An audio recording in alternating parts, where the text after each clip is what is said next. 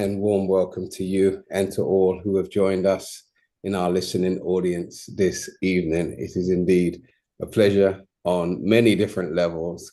One of the pleasures is that we're experiencing a great heat wave here in the United Kingdom, hence the reason for the linen shirt. Um, and I was nearly a little late. I have a air conditioning unit and it was playing up, and I figured I'm going to be technician. Who told me to be technician? I did say, Sister Sylvina, that I wanted to learn something about everything, but the air conditioning unit, I'll leave that to the experts.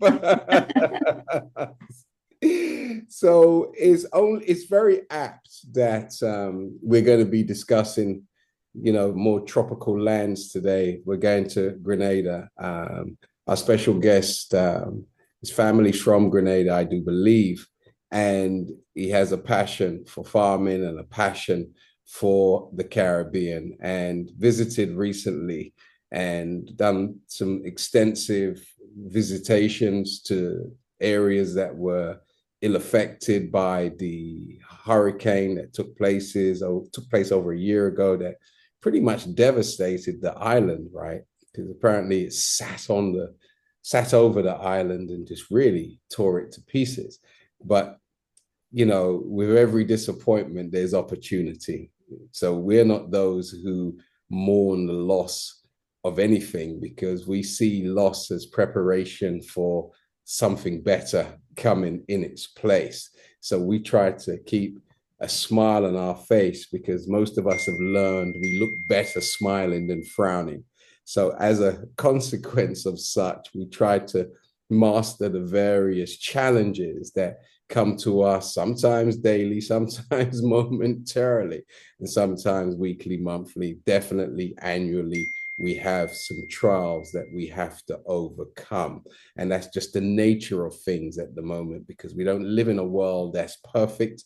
So if we don't live in a world that's perfect, then we're always moving towards the ultimate, which means constructing, then breaking down, constructing, then breaking down, then constructing, then breaking down, until we reach that point where we don't need to break down anymore, because what we have is perfect and can be enjoyed by those who come millenniums after us. So with that said, it gives me pleasure to present to you our special guest for this evening, Brother Salim Mohammed. So please take your device off of mute and welcome him to the Spiritual Injection. I believe it's for the first time he will be presenting on Spiritual Injection. And this really is designed to give us an update, and to let us know that regardless to the circumstances we may find elsewhere, it offers you an opportunity. But you know how some of us are, we want everything perfect. But it will be perfect after we reconstruct it. So warm welcome to the Spiritual Injection, Salim. Thank you. Assalamu alaikum, everyone. Hey, wa alaikum salam. Wa alaikum salam.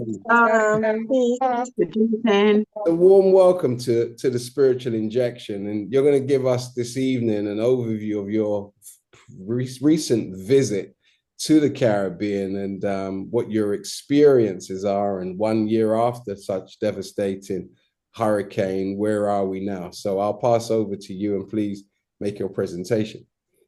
Yeah, thank you. Greetings to everyone. As Brother Abdul Hakim said, I describe myself as a Caribbean enthusiast, particularly the island of Grenada, more particularly the island of Carriacou. Grenada is made up of 3 islands: Grenada, Carriacou, and Petit Martinique. And Carriacou is the island where my family are from. So that's the island that I've been visiting and more familiar with for my entire life. So I visited Grenada most recently on June the 3rd. So just under a year since Hurricane Beryl. Hurricane Beryl, as some of you or many of you may know, it was a Category 4 hurricane that hit the islands, a few islands in the Caribbean, last year, July. And what made this hurricane unique and special was how quickly it developed into a hurricane and how early it hit the Caribbean. Normally, hurricanes of this magnitude, category 4, category 3, category 5, very rarely category 5, they tend to hit the Caribbean around September, October. But this one took meteorologists, people that study the weather, even those living on the islands by surprise, because never, very rarely, I think this was the first time a hurricane of this magnitude had come so early into the hurricane season. Hurricane season in the Caribbean starts from around June and continues all the way up until September, October. So a hurricane of this magnitude hitting the Caribbean on July the 1st was devastating. And the reason why it was devastating is because it was I was tracking the hurricane. My family was on the island at the time, and I'd heard news that, oh, a hurricane's coming. And typically in the Caribbean, when they hear about a hurricane, they're not, they're not, they're not paying it no mind. They're not interested as much as they should be because they're kind of used to it. They're used to near misses, um, hurricanes coming to hit, for example, Grenada, and then it will divert at the last minute or it will weaken to a tropical storm. Same thing with other parts. Hurricane gonna hit Dominica, diverts or weakens to a tropical storm or a depression. So this hurricane was moving from the western part of Africa. It how do I say it grew into a hurricane within 6 hours, which is unusual, um, according to the research that I done. So when it had hit, um, it traveled and moved along from Barbados, which sits on the outer side of the Caribbean, facing the Atlantic, and the other side of Barbados is facing the Caribbean Sea. So it hit on July the 1st, more particularly Carriacou. I focused on that one of the islands in Grenada. And the hurricane, actually, I'll get some images up after. The hurricane, Carriacou is a small island. It's 12 square meters, 12 square miles. But the eye of the hurricane sat over the island. So it was hit by the front and the back. Well, it's a circle, but it was hit by both sides of the hurricane. And there's quite a harrowing image of satellite image of Carriacou sitting, a small island sitting in the middle of the eye. So it was hit extremely bad. And I think what had happened with, as the hurricane moved through, people weren't prepared. People thought, oh, Category 4, not really a big deal. People didn't take it seriously. When I went there and I spoke to quite a few people, they said they didn't expect it to be as bad as it was. I was tracking it on Zoom Earth because I had heard rumblings of Category 4, Category 5. As it was moving through the waters of the Caribbean Sea, it was Category 5, which is 185 mile per hour winds, 170 mile per hour winds. So if a Category 5 comes to your house, your roof is coming off. There's no infrastructure that is built for a Category 5 that we have access to. And the way the infrastructure is in the Caribbean, many of the small islands particularly, is they have board houses, galvanized roof. Things aren't set up in the way that they're not sturdy. So when this hurricane passed through, it literally flattened the island. It was 90 to 95% damage. I called a few people the following day and they spoke to me and they said that it was like someone had trampled on the island, like a big giant had came, just stepped on the island. Other people had said it was like a scythe, someone had a scythe, came through and just chopped everything, chopped all of the vegetation. Um, and I would encourage all of us to go on YouTube and just look at, there's clips of what happened on TikTok, Instagram, to actually see what the power of Mother Nature, and how devastating it can be, and how much lives it changed. Because Carriacou is an island, particularly Grenada is a place where it relies heavily on tourism. They export nutmeg, and certain spices, but it's heavily reliant on tourism. So this happened in July the 1st when it is peak summer, or summer's about to come to full fruition. And what it done to the island was it devastated it. boats were thrown into the road. I saw pictures of boats literally picked up. Same thing in Barbados. I saw images of in Barbados, it picked up boats, thrown it into the road, picked up roofs, thrown it from one side of the island to the other. Um, the images were it was terrible. And what people had told me is that the sounds they had heard the hurricane was that it was someone described it as a wicked woman. Another person described it as it had a roaring sound. Some people described the color as it being white. A Are man we said one supposed of to know what a wicked woman sounds like?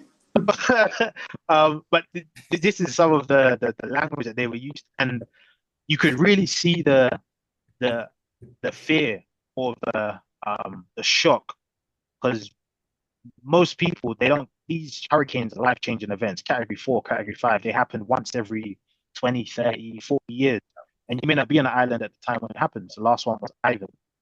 Um, and the thing is about these smaller islands, particularly Grenada, um, Barbados, St. Vincent, some of these islands, they rely heavily on their bananas, Right. corn, peas, some of these staple products. Um, it was devastated. I think I should share some of the. I'm going to share my screen so I can show you some of the images of what the island looked like. So I was in St. Lucia when this happened. It brushed us when we were there, and then it yeah, smashed you where you were. But it brushed us. I remember being in the hotel and this hurricane just whizzing past, and it was like a group of soldiers in ranks, just moving and taking everything in its path. and that's what people described it as. They said it was fast moving. It Yeah, didn't really waste no time. no, If you can see the image, that's Karaku right there. So that's the eye sitting over the island. So there's no chance roofs are gone, buildings are being flattened. There's no chance nothing's really going to survive that. And I want to show you the path that the hurricane took. So as brother uh, Abdul Hakim mentioned, so as you can see, St. Lucia's there, St. Vincent and the Grenadines, which was also hit really bad. The Grenadine Islands, Grenada is there, Barbados is there. So as you can see on this side, how large the hurricane is, and as it was moving along this way, it was scheduled. I shouldn't say scheduled, but it was en route to hit Jamaica directly and cut through Jamaica. But at the last minute, it's diverted and it hit the southern part of the island. I think that's St. Elizabeth, right. from what I remember, people Yes. telling me. And that's got a lot of, that's where they grow a lot of food, apparently. A lot of their produce comes from that part of the island. So when I was speaking to a lot of the people that had survived it, um, they, when they were describing it to me, it was, I couldn't get it out of my head that this hurricane was guided because if you lot are not aware or you like travel to the Caribbean, there's so much investment going on in the Caribbean. People build Right. hotels, casinos, um, all kinds of big investment. But it's not investment that's coming from the people of the island. It's coming from foreign investors coming in, trying to buy up parts of the beach, trying to buy up natural um, land, whether it's forestry, and just building their own haven in the Caribbean, which you can't really blame them for. Um, they see an opportunity, they see open space, they see people that are not really interested in it, and they're going in and they're buying up the land and buying up space, real estate. So when it comes to how do I say uh, the, the hurricane and how it moved, in my own personal opinion, from listening to the people speak, I think it was very much um, driven by God. I think it was a hurricane that was sent to halt a lot of the plans that they did have for the island of Karaku. Because if you went to Karaku 2019, 2020, 2021, 2022, you could see the island developing extremely fast. And the good thing about Carriacou, one of the nice things about Carriacou is that it's very small. Um, it has one of the best reefs in the Caribbean, so there was a lot of diving, and you could see that in the few years it was going to be a place where investment was going to come, and it was just going to change the island forever. And a lot of the locals who didn't necessarily have the money, which they've done to many other islands, were going to be pushed out. So this is my personal opinion. I believe Hurricane was sent um, to kind of halt the plans and also to remind the people of the Caribbean that you lot need to come together, get your act together, whether it's uniting amongst fellow other islands, whether it's forming a stronger union, a stronger bond. And that was shown in the disaster relief. Guyana stepped up, helped, sent aid. Trinidad stepped up, sent aid. Barbados, even though they were hit, sent aid to not just Grenada, but also St. Vincent. So a year on, going back there in June, progress is slow. Um, I think it's the Caribbean, everything is kind of done at their own time to an extent. But also it was bad because everyone's house was hit. The builder's house was hit, the electrician's house was hit. So he's working on his house, she's working on her house, and other houses as well. So the work to get done there was extremely slow. Um, but it's how we move in the Caribbean as well. We're very much, yeah. Are you gonna come tomorrow? Yeah, I'll come tomorrow. And then they won't give you a call tomorrow saying that they're not able to come. They'll pass by on Friday or Saturday, for example. Um, so I think it is my immediate thought after going there to Grenada and seeing it and seeing the devastation is we have all this talent and skill that I'm a I won't say a product of the Windrush generation. My grandparents came here, and we've acquired skills, degrees, qualifications, expertise, and some of us are qualified plumbers, builders, electricians. Some of us know about tech. Some of us are in all kinds of fields, but we are not mobilized in order to assist. Um, and the islands, from what I was told, because I was calling the High Commission, is there any flights going out there? Can anyone come over and help? It was, oh no, we're kind of we've got it. Or there wasn't any action plan put forward because this is a disaster. So I think what needs to be done and what I saw from being there almost a year later is that things are very slow and they need a lot of help. And this is not, but this is I describe Beryl as like a warning shot to the Caribbean. It was a category four. It was said to be a category four. People on the island believed it to be more than that. Um, but I think it was a warning shot telling us in the diaspora and those on the island in positions of power to mobilize whatever skills we have. Let's put it into I won't say yellow pages, but put it onto a sort of document so we know, okay, we've got X amount of electricians, we've got X amount of plumbers, we've got X amount of people that know about telecommunications, because telecommunications was knocked down, and Guyana was one of the islands that helped putting back up telecommunications, which is wonderful, which is fantastic. But we need more of those kind of people. We need more groups like that, because if they're going to rebuild the island, it comes with a price. The UN sent, I think it was, I find it a measly 9 million in aid, which is nothing to the UN. But that comes with a price. It comes with strings attached.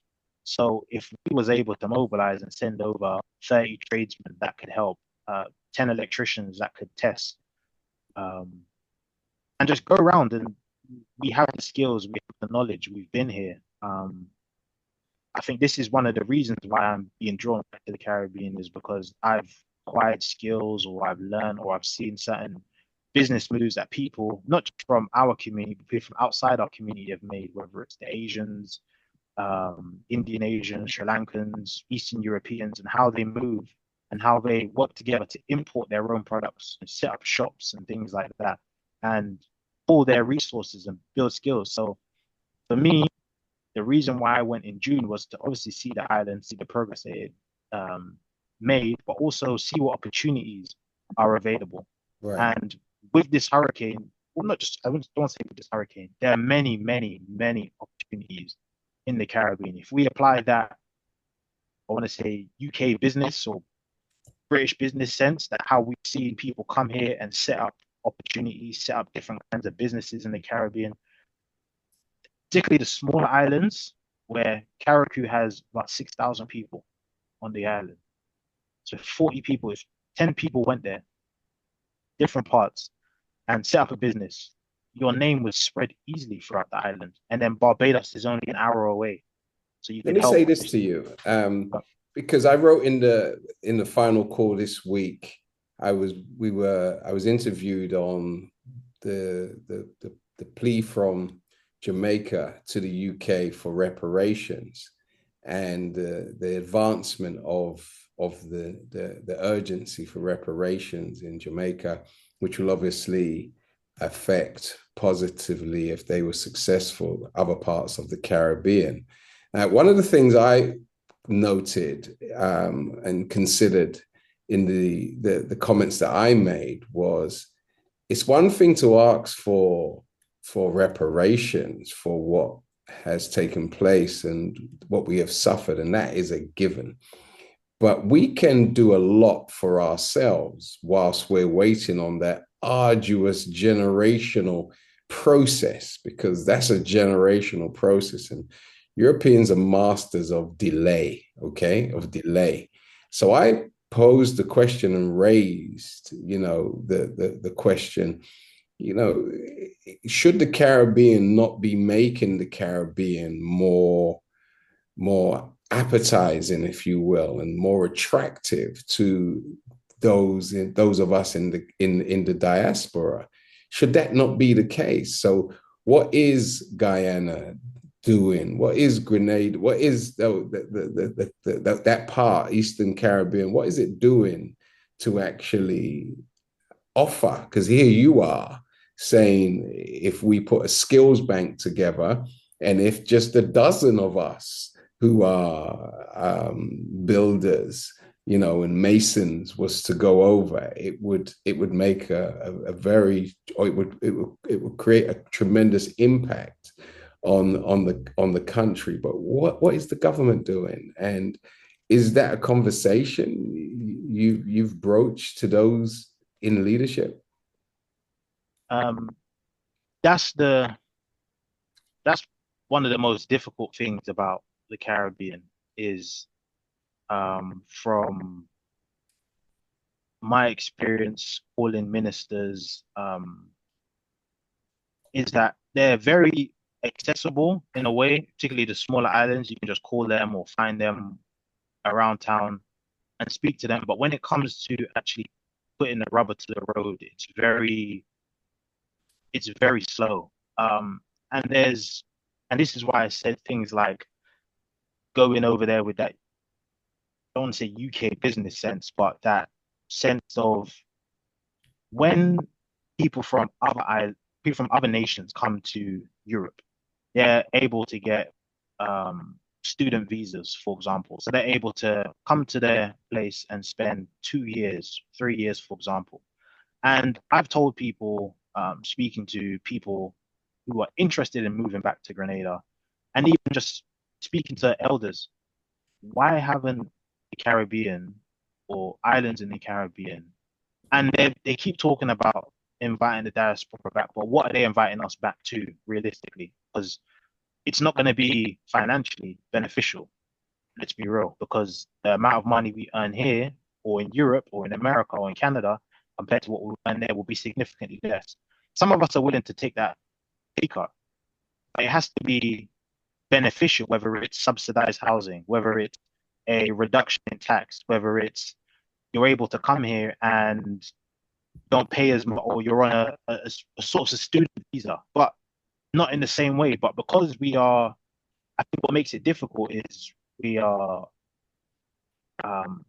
some of the islands don't have, particularly Grenada, the citizenship doesn't pass down to third generation. So my parents can get it, but I can't get it, which is something that needs to be changed. It was different before, but now it needs to be changed.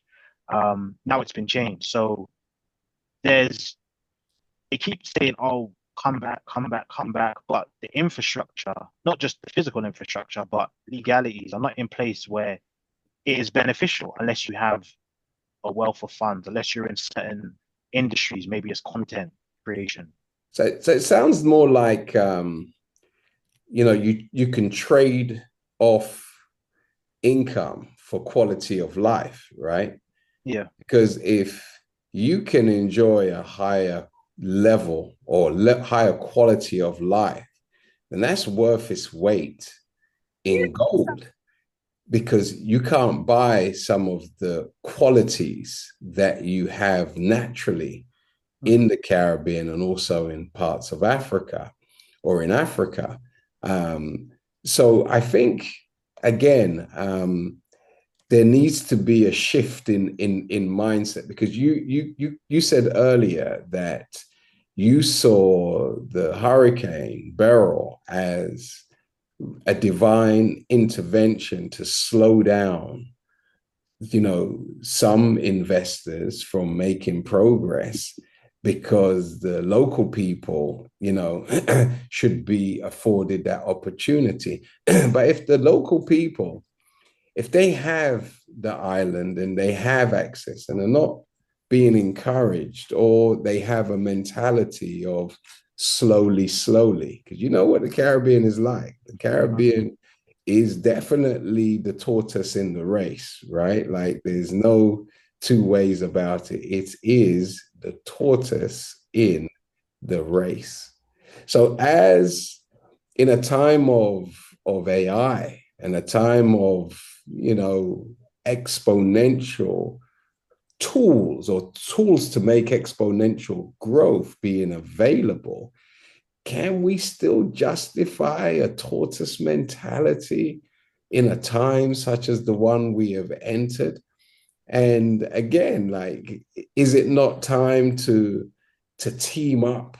Because you may have gone as an individual and you're giving us a certain report, but doesn't it need, as you mentioned, you said if 12, if 12 to 10, but it shouldn't be difficult to raise or to gather 10 individuals who have even just £100,000, and you can raise £1 million or 1.3, $1.4 million. Are you saying to me that something like $1.4 million would have a tremendous impact in Grenada at this time? Absolutely. One point. Absolutely. Um, So shouldn't with that be then what we're focusing on? Because what could we do with $1.4 million in Grenada? And that's just 10 individuals who have £100,000 or $100,000 to spare. well, the world is your, or not the world, but the country is your oyster at that point with 1.4 million.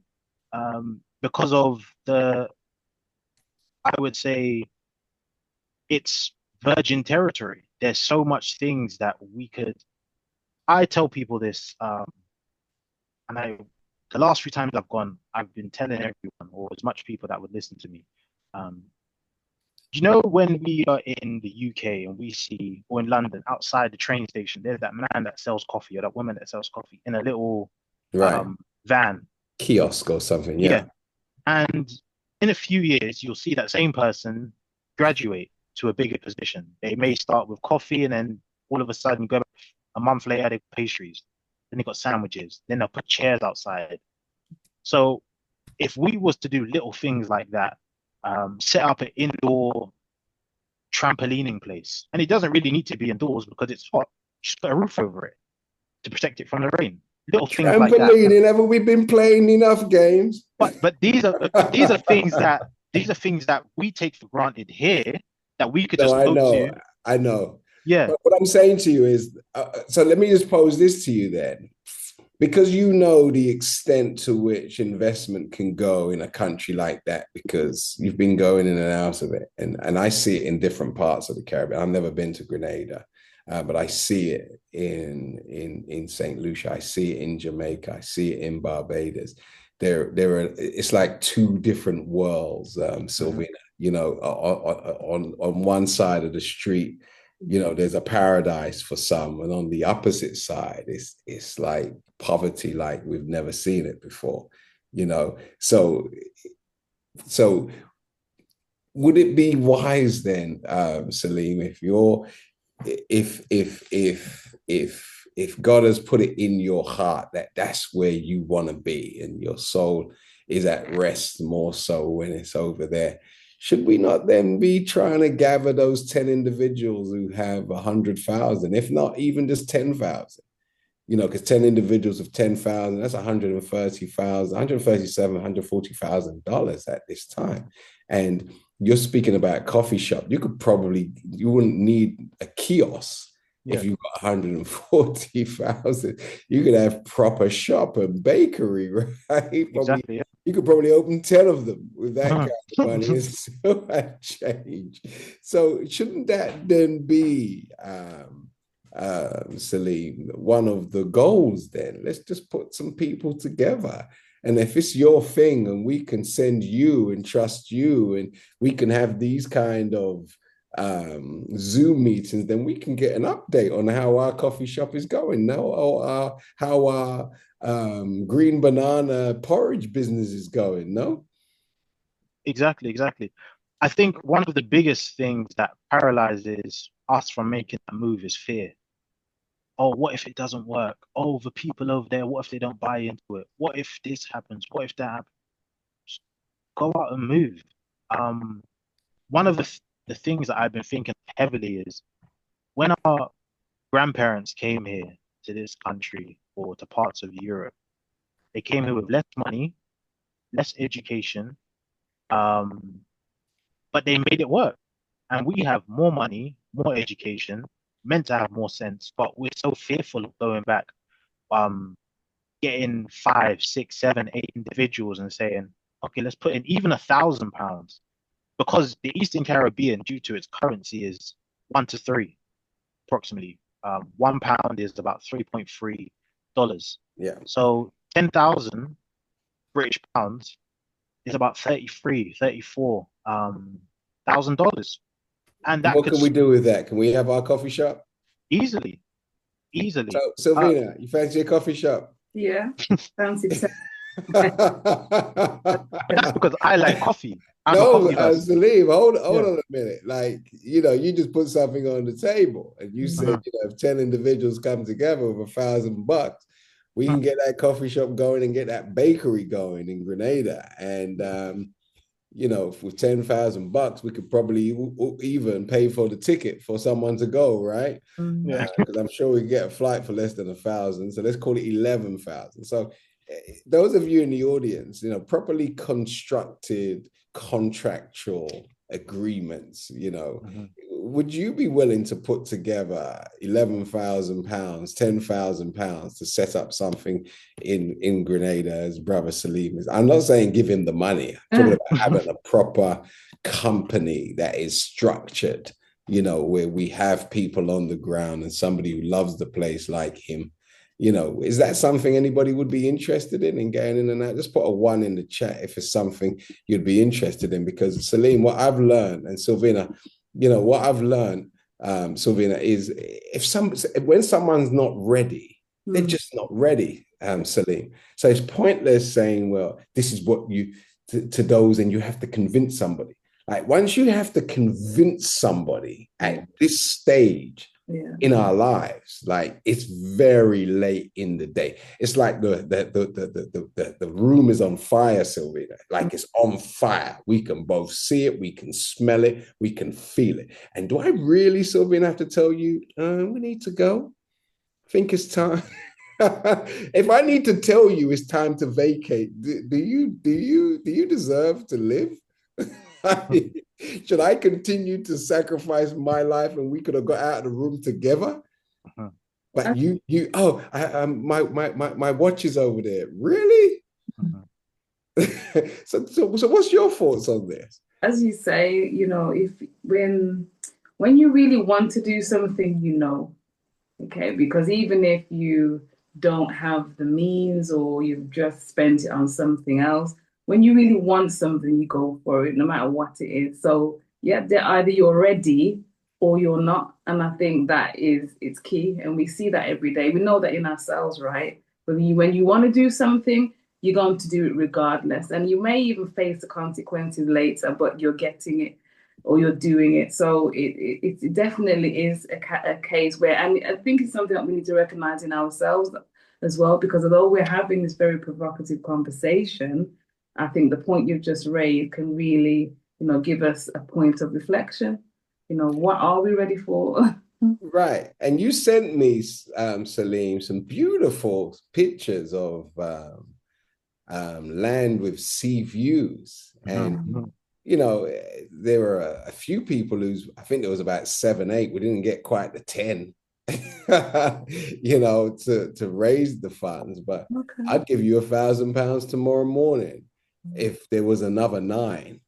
And then I wouldn't give you the £1,000. I'd pledge £1,000 for us to put together a company that can do exactly that. I'd love to have in my portfolio 10% of the shares or some kind of percent of the shares in a coffee shop in Grenada. Do they produce Mm. cocoa there, chocolate? Cocoa, yeah, Grenada's cocoa. Oh I man, personally and we think is got the we best. got we got more than just coffee shop. Then we got chocolate. We got chocolates. Nice chocolate coming out of. So, would you be willing to go in and out and set it up for us if we could agree something like that? Yes, I would be. I would. That's why that's why I'm trying to go back and forth is because, and the best time I'd say to everyone to go back and forth is in the off season because you actually get to see the island as it is when people are at work. What are the missing things that you could add to the island? If you go during the high season, Yeah, it's you're not ridiculous. going to see anything. Everyone is out partying. You'll be able to call your friend. They're off. Everyone's off. Tell But me when you go, this. sorry, No, finish your thought. Finish your thought. but if you go during the off season, you're able to see. So you'll sit down because you'll get bored. There's only so much times you can go to the beach. You can see the waterfalls, and you think I was there 2023, I believe. Um, and I was there for about a week, and I was like, man, I really want some fish and chips. Mm. But there was nowhere to get fish and chips from. But if I was in London, I'll just go to my local place, three Yeah, pound, two. But it's things like that that when you sit down and you're able to think, and you'd think fish and chips in the Caribbean, that would go right. exactly In because St. Lucia's another story. They have Fish Friday every Friday, right? Mhm, And spuds are everywhere. mhm. So, what is your passion, though, Celine? Because we spoke loosely about, coffee shopping. You probably never worked in a coffee shop in your life, have you? Not probably no. Okay, My own house is my coffee shop. right. So, are you a coffee man, like espresso, Yeah, and macchiato, do you know cortado, you espresso. can make all of that? I believe I can. I'm not saying I'm just from having it so much. I think I can. Okay, answer me this then. What is your passion like? If we was to say, okay, we wanted to do something in Grenada because what you said to us is compelling and we want options, what would be your main thing that you could say if you had, some seed funds, you can go out there and bam, you could get it going immediately. What would be that thing if you had a magic wand, if you was going to have the first thing that you invest in that wouldn't take much research, that you could just jump straight in and get to it. Um, I've actually thought about this prior to coming on, and now you stumped me.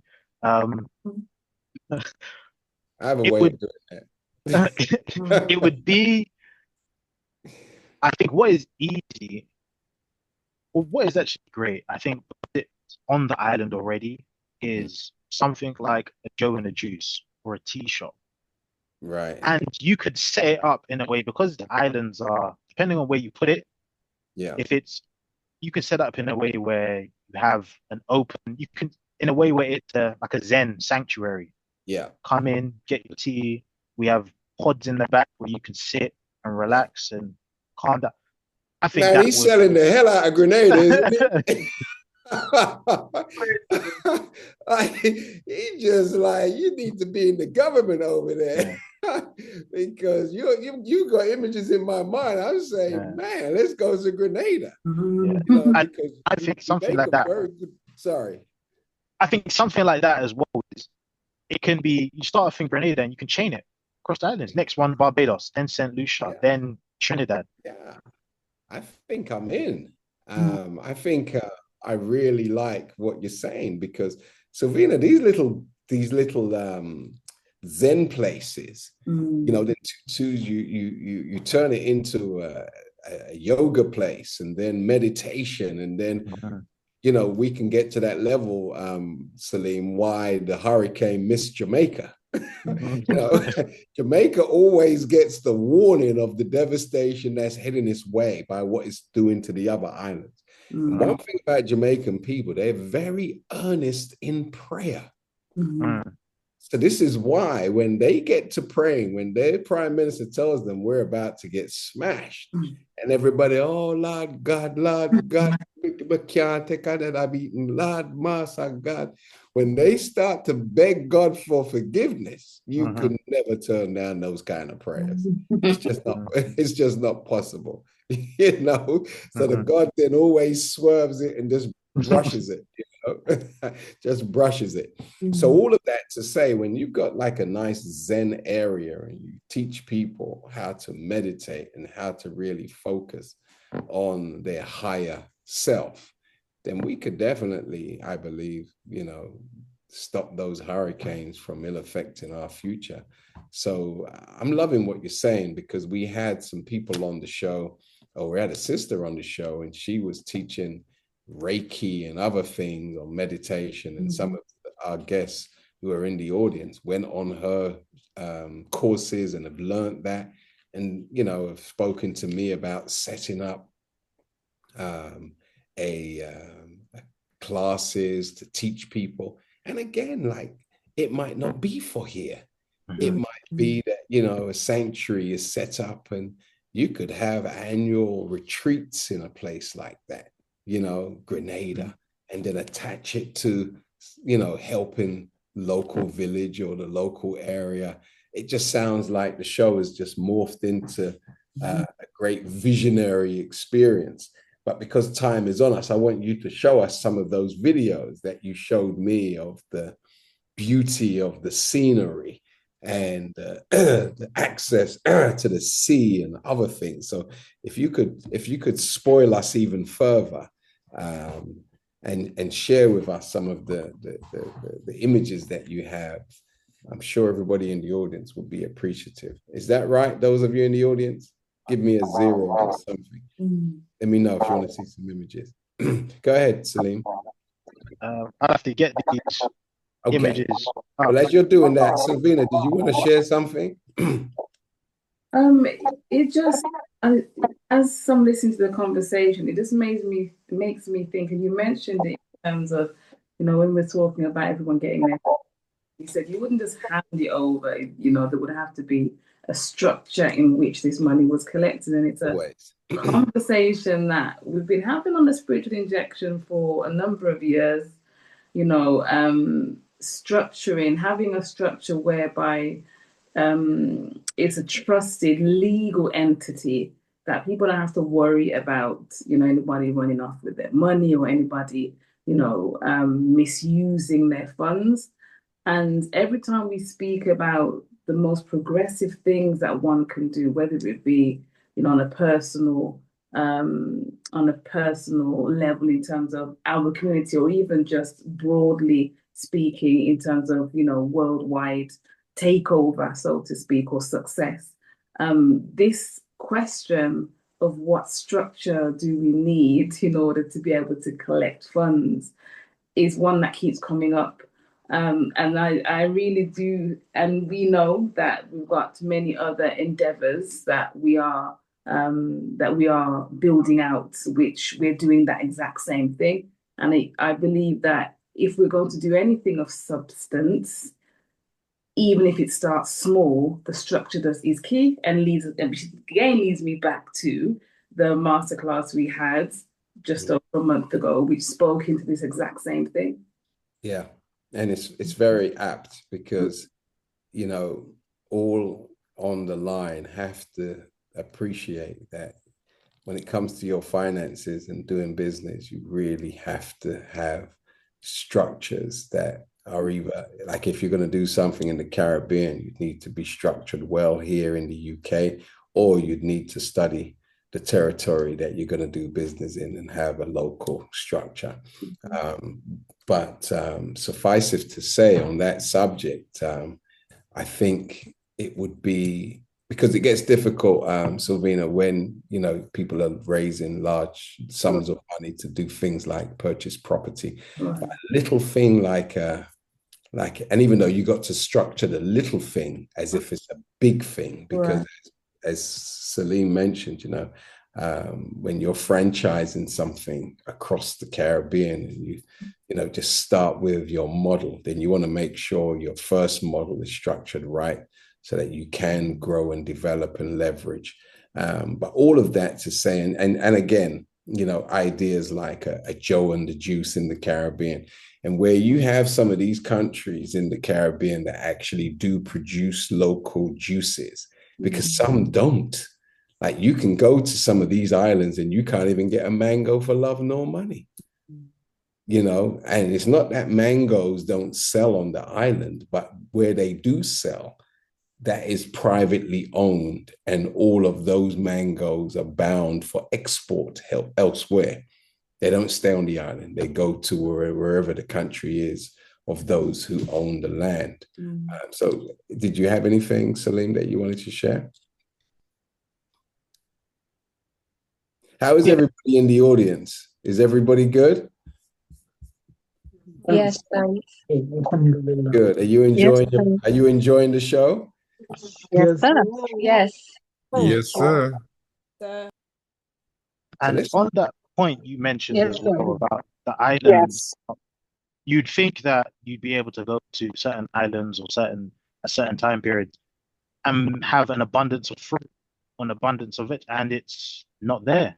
Sometimes it's sold straight to the hotels, the big fishes on the island, and the locals get not as much of what you think they should, or it's charged at a higher rate. Particularly Grenada, you try and get fish sometimes, or certain kinds of fish, and you ask, where is it? Oh, the hotels have got it. Fishermen sell straight to the hotel because they know they can get it. They'll pay them at a better price, which is a shame. Yeah. But they've got to keep the lights on, right? Exactly. It just sounds like there's such great opportunities, you know, such great opportunities. So I look forward to progressing this conversation.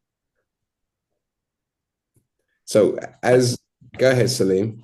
And the thing I would say about whatever you're going to do in the Caribbean or even in Africa, the foundation that has been set here in terms of infrastructure, in terms of building a business, it will not be the same in the Caribbean. Yes. So you have to have that mindset that it's going to be a long 2-3 years of setting up, going to the bank. Why do this? Why does the bank not have this set up? I remember I wanted to transfer money to someone in Grenada. I said, oh yeah, I'll PayPal it to you. Oh, we have PayPal? I said, what? You don't have PayPal? So it's little things like that you'd think, oh, it's easy here, but when you go over there, and the reason why they don't have certain things set up in the banking system is because they're under laws and pressures by foreign governments because of people cleaning their money in the Caribbean in banks and things like that. So they're going over things like that. So little things that we take for granted here in terms of setting up a bank account, going to pay a bill, little things like that. It's going to be hard work. And I think that's one thing that you have to understand. When you go it's very much rewarding because you'll be the first to do it, but it's going to be hard work. I think that's one of the biggest things. Doesn't that present us with a great opportunity? Because all of these regulations that are being passed in the US in regards to stable coins that don't fluctuate like average and general cryptocurrency, but a stable coin where everybody's trying to get away from fiat currency and have like a particular, they have their own currency, right? So you literally could go into Grenada and trade, or people can trade with you with a stable coin where you can introduce a different kind of currency for your entities. And whoever want to deal with you, they've got to trade with you in a currency that you control. So even though that is a challenge, it also presents an opportunity, right? And the opportunity is a great one, because what it reminds me of what we're discussing, just being given a blank canvas, and then just writing on that canvas what works for you and what, is in the best interest of those concerned, and then going to work. Because it sounds like a labor of love and a very rewarding opportunity. But I wish you could show us some of those videos so that those concerned could see what you sent. I'm going to try and see if I can send it to our technical team to see if they can maybe bring it up, so that we can enjoy some of this just before the show concludes today. So I'm going to send it to yourself, Silvina, and to Odate to see if we can get this done today so that we can enjoy Ascent, so that we can enjoy some of the video. So just what else would you like to share with us in regards to opportunities, dear brother, after, examining the terrain and comparing it to what it was? Tell us some more about the silver lining. I would say it offers as you said, an opportunity to almost start afresh, and build from the ruins and build from the ruins up. I'm personally interested in agriculture and farming, particularly growing food. And a lot of their crops were devastated. So, for example, I was in Karaku and I mentioned to the lady, "Oh, no one's got honey." And she said, "No, Beryl took all the bees." And I said, "Okay, but that was a year ago. So why hasn't there been a plug to put honey back, for example?" So it's little things like that when you go around and ask people. And that's something that I'm personally interested in, agriculture. Certain crops. When I first went to work with the farmers down in Karaku, they told me about some of the quote unquote original vegetables that were there. And they said what would happen is either the seeds wouldn't germinate or storms would come and destroy them. Some of the crops that they have now, they're not necessarily native to the land, or they've been changed, and that gives seed companies an opportunity to plug their seeds. So there's and also with a country like Grenada and a territory like Karaku, because IT or content creation hasn't really taken off to where it has here. The markets here are very contested. Everyone pretty much is doing the same thing. Yep. But in the Caribbean, there's very few people doing it. So if someone was to get a drone and do some really good drone footage, one of the men on the island of Grenada, if some of you that have gone to Dubai, you've seen jet skis, car jet skis that go on the water, but they're cars. And he imported that to Grenada. So it's things like that we as people that are living here, America, parts of Europe and Asia, can go over there and bring in, as you said, certain fruits. They're almost impossible to get. You can't get berries in the Caribbean unless you're going to pay £10 for a pack of strawberries. Strawberries are super expensive. Berries, almost virtually impossible to get. And if you do get berries in your ice cream or in your smoothie, so it's syrup. So berries is something that can easily be grown. different kinds of tomatoes, different kinds of carrots. Tomatoes come in many different colors. Beetroot comes in many different colors. All these different things we could bring in, educate the people on what it is you've actually got, sell it to supermarkets, hotels, and then and also to the locals. So it's seeing the gap in the market. And one thing I was taught many years ago about wind is that as the atmosphere moves up, something has to take its place. So as these big corporations have been put on pause, they've moved up, or some of them eventually will be pushed out. Something has to come and take its place. And that's the way wind works. And that's the way we should be in visiting and going to the Caribbean. Set up whatever. If you're interested in coffee, if you're interested in a chip shop, if you like puppy yoga, if you like Joe and the Juice, your business may not be working in the UK, but you go to the Caribbean and it can easily take off easily. And don't look at it a thing where, oh, they've already got that set up. You go to the supermarket, you see how many different versions of bread or brands of bread there are. Warburtons, Hovis, this one, that one, gluten-free, this, gluten. They're not really interested in the competitors to that extent. They're willing to put the product out and say, this is my product. I'm willing to put it on the market and compete with that. And that's something that we have to be willing to do, but it also means that the fear has to be taken out of us. We see giants in the land, and some of us are like, oh no, I don't want to go near there. It's not a good attitude or mindset to have. We need to go over there and know that it belongs to us, because it was only by invitation that most of us are here. They sent out invitation, so it's for us to go back and set up as some of our grandparents originally had intended, but got stuck. When can you see yourself returning back to spend more significant amounts of time? God willing, I'm looking at November, but I'll also couple it with going to Barbados. I stopped off in Barbados for a day, and Barbados is nice. There's a lot of opportunity in Barbados as well. Met one of the brothers who's doing very well in Barbados, so I want to link with him, help him on his what he has going on, because he's in the same field.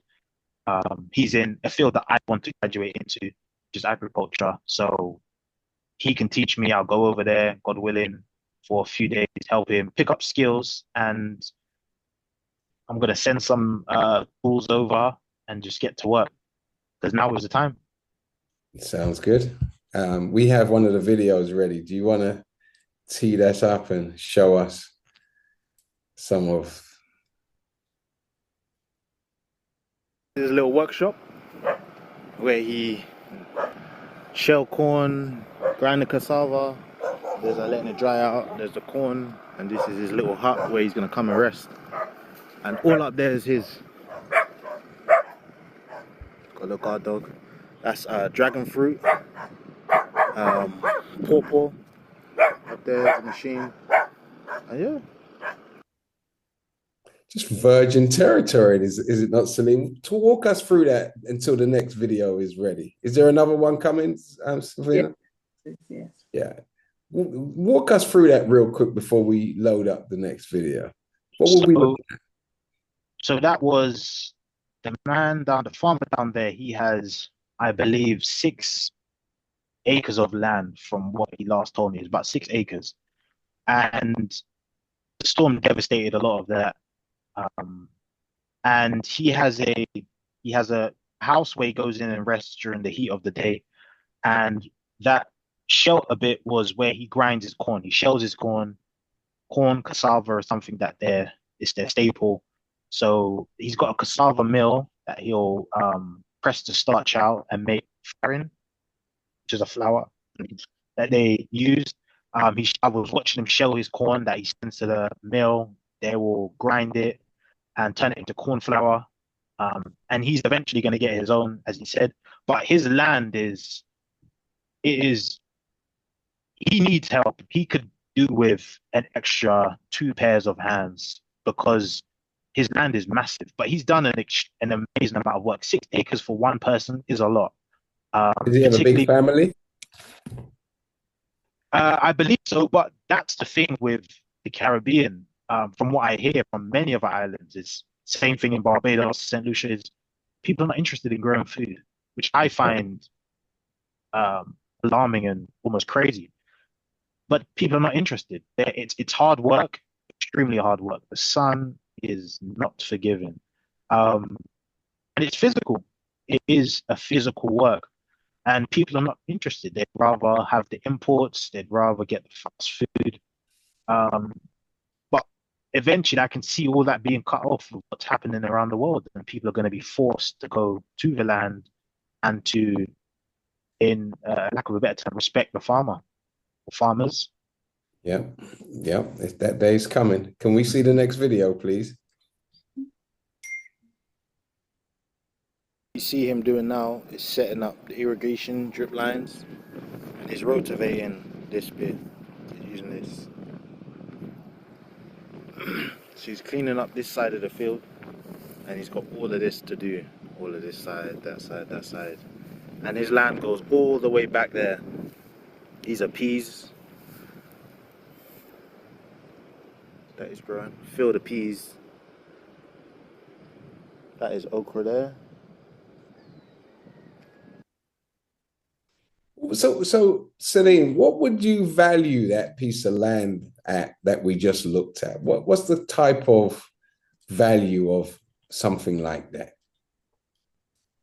Honestly, I have no idea how much that land would be. I see plots of land, but that land, because it's farmland, I'm not sure. There was actually a piece of farmland opposite him that was for sale, or the bank is going to seize it. So hopefully when I go back, I'll be able to inquire. Well, I will inquire about that piece of land as well. Farmland is nothing. It's the cheapest land there is. Yeah. So just to follow through on something you said earlier, because if you do set up a decent coffee shop or juice shop, as you mentioned, you'd have all the members of the government coming to have juice and coffee at your place if it's the best on the island. It doesn't look like you have to work too hard to have the best on the island. So I'm looking forward to having that conversation with you about your trip in November. But let's try and get through the gears, because we've only got a few more minutes and I want to see these videos. I definitely want to see the one where you showed us some beautiful land. Is there something else ready or not ready? No, it's just downloading now. Okay. Yeah, I got to find a better way. So is email better? No, we're working on it now, so no, we'll be soon. Okay. So Salim, that particular, as I said, piece of land, that's working land. And what else do you think can be built on or grown, sorry, on that land?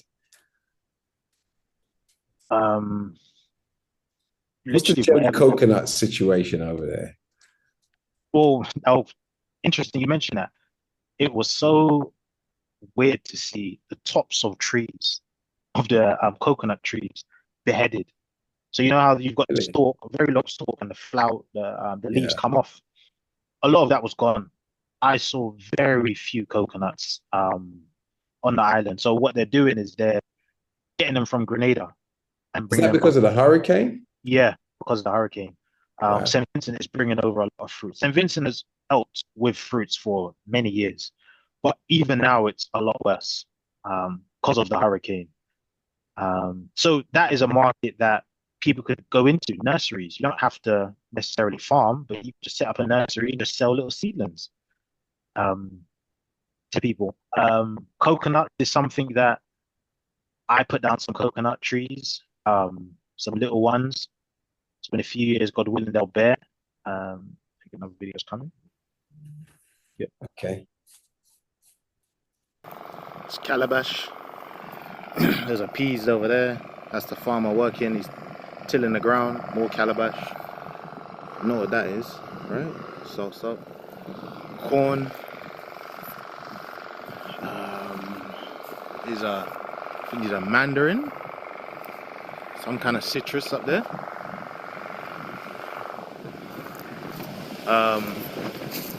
Salsa tree.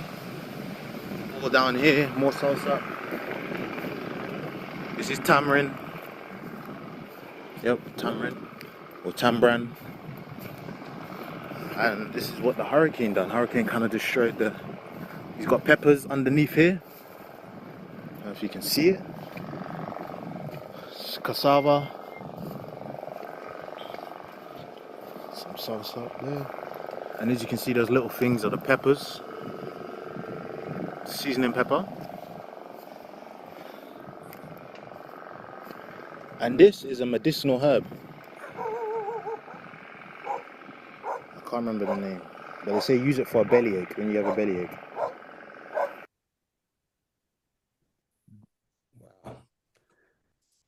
Wow. And it's funny, I just bought some, a builder who I have come to my house. He just brought me a load of callaloo today from Jamaica, and he grows it here in the UK. So whenever he goes to Jamaica, he brings back the seeds.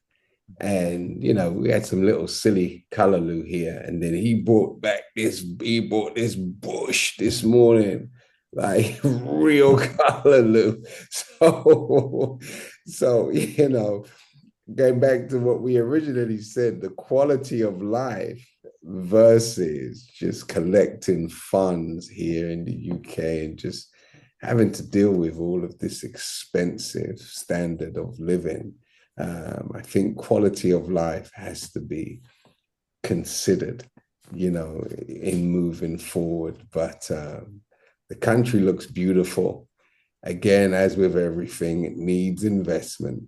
But I would try and see if you can find some partners to do one thing, whether it is a little juice shop, but modern, if it is a little Zen center, but modern, an area that you can have and invite people for meditation and healing. I think it would be a great, because once you've got the land and you've got a structure and you've got easy access in the main area, you just grow it. I've been to Dubai and seen these kind of Zen places, and every time or whenever I go back, they add something to it. You know, even just diversifying the menu, giving people, you know, nice breakfasts and, you know, alkaline juices and whatever the case may be. It just adds to the menu. And you'll be surprised how quickly people find you, you know, once you've got what others don't have, you know. And you've seen on YouTube and other places how the local people are just cooking their local food. And some of these individuals who just used to cook food for themselves, now they're YouTube rock stars. They're training people how to cook Caribbean food, and they're just rock stars. And they just learned from their grandmother how to do certain things, you know? So I think you've presented us with a great opportunity here and an insight into Grenada. And I look forward to going to Grenada and having a look, preferably probably when you're there, when someone's there who we know can take us around. What's the mosquito situation like over there? Are they poor mosquitoes? Are they very hungry? Yeah, they're vicious. And it's not even the mosquitoes, it's the sandflies. Yeah, they're worse. Yeah, and you can't see them. And they go through the zapper. So you can't even zap them. Yeah, the sandflies are vicious, but it's all about your blood. I was making sure I was drinking my bitters. As soon as I drank a Sprite, that was it. They knew, and they had me for lunch and dinner and breakfast. Yeah, so I can't take that. Mhm. So yeah, I can't take that because I have very rich blood. And yeah, and it would take a year of bitters, Salim, to dose that richness out of it. But we've really enjoyed you this evening. Silvina, would you like to engage just before we conclude? No, it's nice for us to, you know, not that we ever left this train of thought, but it's definitely like nice for us to have a more keen focus. We've of course visited many islands across the Caribbean in on the spiritual injection series in previous series. However, it's just nice for us to circle back. And just for me, it brings every time we come on one of our shows, it's like, oh yeah, we could do this. Oh yeah, we could do that. So I think it's so important for us to find our lane because yes, everything is possible, but like you say, which one is going to be your focus? So yeah. Yeah, love it. And what we're going to do, we'll probably stay on this theme for next week because I really want to hear from the ambassador, David Commission, in regards to the conferences that the CARICOM has been having in regards to coming together and to open up opportunities for those of us who are here in the diaspora. There is, I don't know if you got it to hand, Sylvina, there's a big conference taking place at the Excel Center this week. We have Jonathan McNamara, he's in town. We had him on the show once, and he's the foremost citizen by investment lawyer in St. Lucia and throughout the Caribbean. He's actually in London. So what we may do is interview him whilst he's here and have him on the show next week so he can walk us through this big program that will take place this week, Saturday. So those of you who are in town down in Canary Wharf at the Hilton, tickets are free. So you can go online and register, and it's dealing with citizenship by investment all over the world, pretty much. It covers the Caribbean, but it also covers different parts of Europe and the Middle East, and everybody showcasing their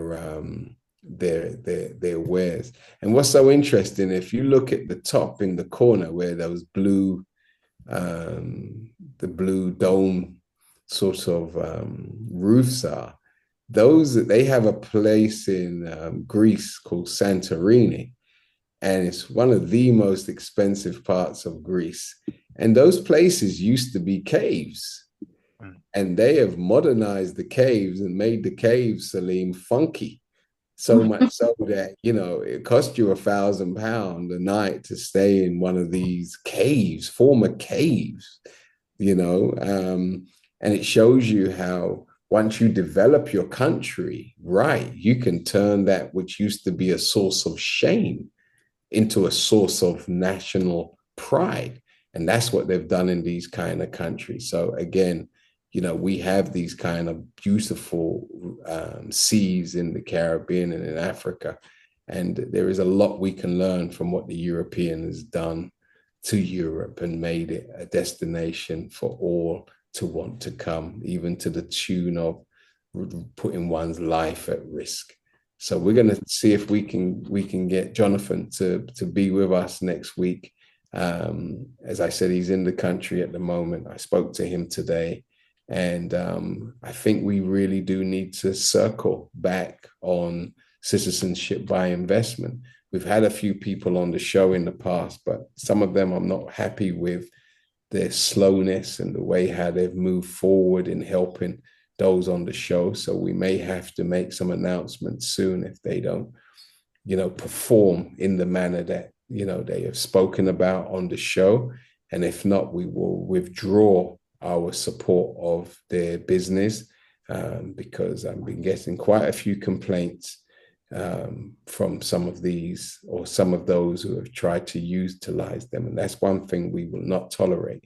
Is anybody coming on the show and, offering services. And then when our listeners try to pursue that which was spoken of, then there's something else going on. We're just not going to tolerate that, and we will withdraw publicly our support for some of these entities that really say one thing and do the complete opposite.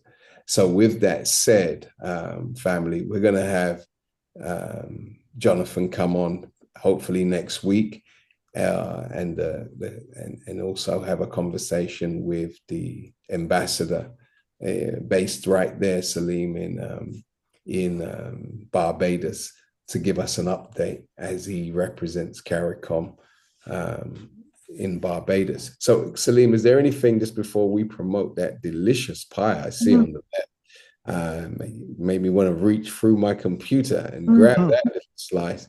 Is there anything you'd like to leave us with, dear brother? I would like to say in closing, thank you for having me on, and to encourage everyone, particularly those of Caribbean descent, to go and see your island or your grandparents' island, whichever way you want to call it. Go and see the island, preferably in the off season when it's cheaper, and opportunities will come to you. If you go there with the mindset of, I would like to make this my home, opportunities will come. And have no fear when you go to the islands. Don't be afraid of the people, the mindset. Just go there and see how you can stamp your mark, and whatever skills, gifts you have, try and imprint that on the island. That's what I would say. But definitely go and see your islands. And you may be from Grenada, you may be from Guyana, but St. Lucia might be your place. Trinidad might be your place. Jamaica might be your place. So if you can, go and see different islands. The islands are, one of the benefits of the Caribbean is that a lot of the islands are an hour apart by a plane.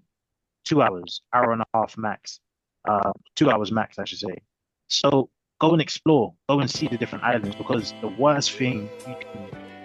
of the worst things you hear is, say, foreigners come into the island and telling you about your island. Oh, I've been here, I've been to that waterfall. Yeah, go and eat at this place. It is dread to hear those kind of things. Go and see your island and set up something.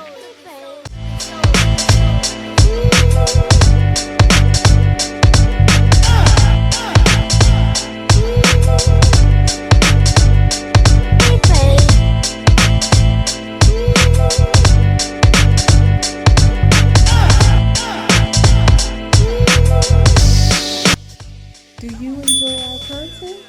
Well, make sure to like, subscribe, and click that notification bell so you won't miss an episode.